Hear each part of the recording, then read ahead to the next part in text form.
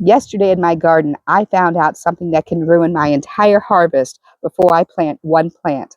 And chances are it's happening in your garden as well. So I found out that my neighborhood cat is utilizing my garden as a litter box. It's not exactly something you want to find when you're getting ready to put plants that you're going to eat. If you think this is just annoying, it's more than that. It's a health hazard. It can ruin your soil, it can burn your plants, and it can cause you to have some very serious health issues. Hi, welcome to Gin Gardens. Today we're going to talk about why this is a serious health issue, how you can stop it without harming the cat or the environment.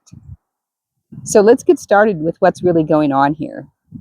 Cat waste does not break down in your garden. It can carry harmful pathogens like Toxoplasma gondii, E. coli, and Salmonella. Now here's the really scary part. Those can survive in your soil for months and contaminate your plants. The health risks include contamination of edible crops, risk to humans and pets, and long-lasting pathogens in the soil. It doesn't stop there. Cat poo is loaded with nitrogen, way too much in one spot. It can actually burn the roots of your plants before they even get started. And on top of that, it can disrupt beneficial soil microbes, attract pests, and throw off the natural balance in your garden. So yeah, this is a problem worth fixing fast. Okay, so this is what I'm doing to fix the problem as well as to prevent it from happening in the future. First thing you want to do is to remove the waste. You want to use disposable gloves and a garden trowel that you can wash really well afterwards. When you remove the waste, you want to take some of the surrounding soil with it, put it in the bag, and throw it away. You, under no circumstances, should you compost this waste. The second piece is deterrence. You don't want to just clean the area because they'll keep coming back. You then need to create a deterrence methodology, whether it's a physical barrier or a scent barrier. So what I mean by a physical barrier, it could be some netting, it could be a physical fence, it could be things in the soil that makes it less attractive and more difficult for the cat to return. And here, I'm quite stressing here that we are not trying to harm the cat.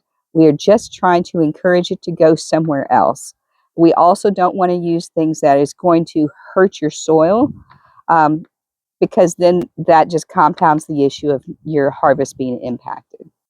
A physical barrier that works surprisingly well is simple plastic utensils. Stick them in the ground with the tines up or the sharp end up every 4 to 5 inches.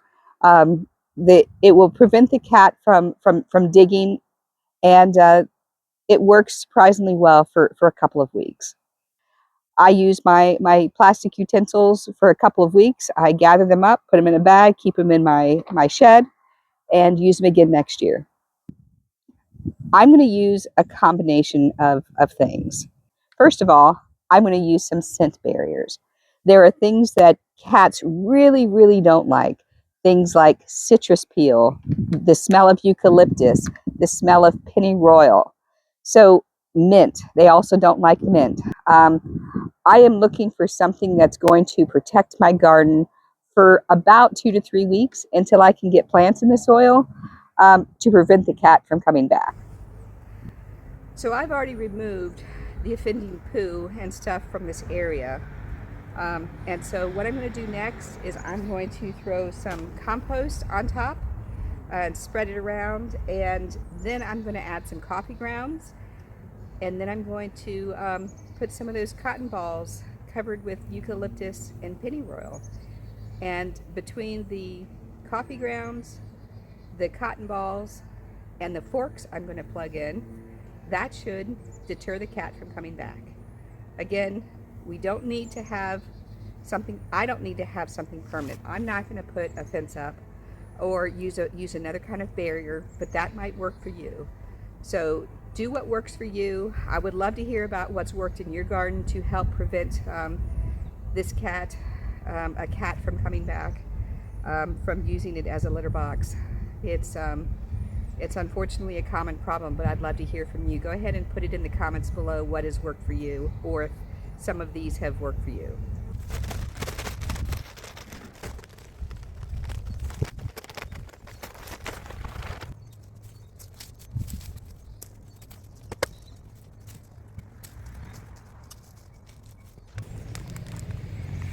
Alrighty, so now I'm going to go ahead and apply these coffee grounds. I'm going to break it up.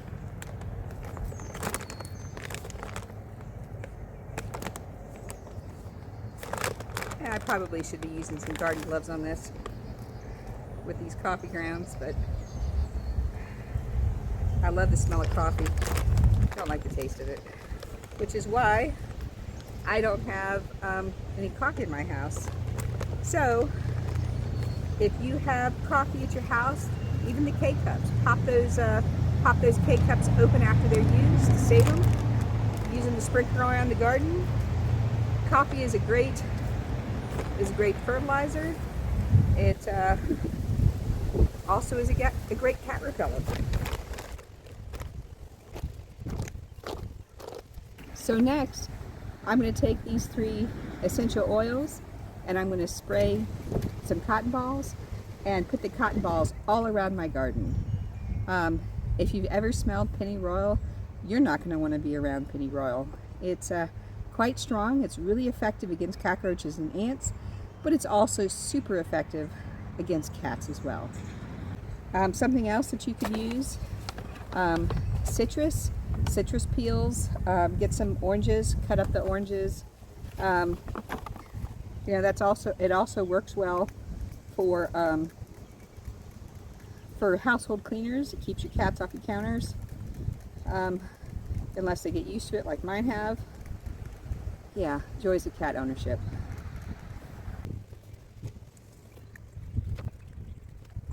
So the next thing I'm going to do is use some plastic forks.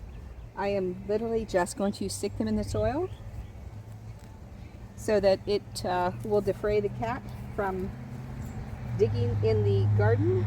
If you have spoons, put the spoon side down. If you have knife side up.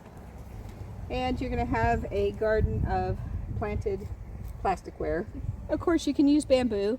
Something else you could also use are pine cones. If you have a ton of pine cones, I happen to have none, you could put pine cones all across the top as well.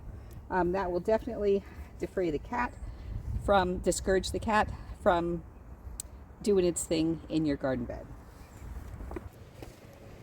So I'm not done yet, but this side is done.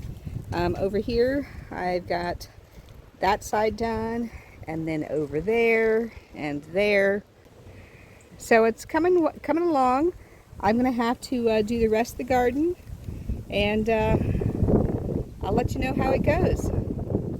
Remember, the goal is simple. Make the garden undesirable for the cat to come back. Physical barrier, scent barrier, without harming the cat. Because cats are creatures of habit, you want to break this habit early in the season. This is one of those frustrating problems that you may have each year, but it's manageable as long as you know how to deal with it. Well, thanks for joining me in today's interesting topic. Thank you so much.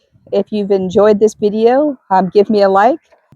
Please subscribe to my channel for other practical gardening tips. So long for now. Happy gardening. Thank you so much.